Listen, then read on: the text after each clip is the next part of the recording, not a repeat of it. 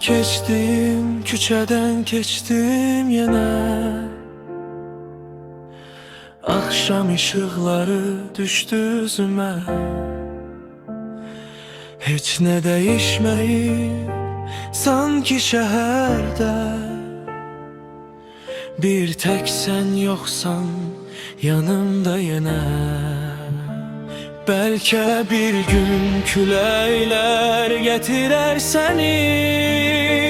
Bəlkə bir gün qayıdarsan gizlicə.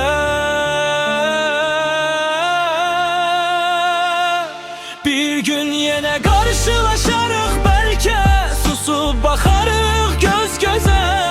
Deməyə söz qalmasa belə, ürəyim səni tanıyar yenə. Bir gün yenə qarşılaşarıq, bəlkə susub baxarıq göz gözə.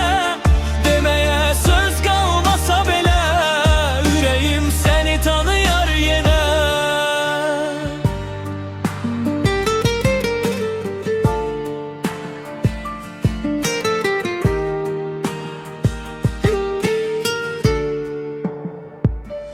Saatlar keçir, izlərin qalmır, amma adın içindən silinmir.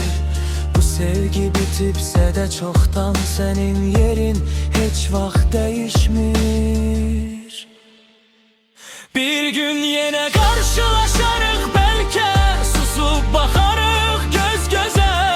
Deməyə söz qalmasa belə, ürəyim səni tanıyar yenə. Bir gün yenə qarşılaşarıq, bəlkə susub baxarıq göz gözə. Deməyə söz qalmasa belə, ürəyim səni tanıyar yenə.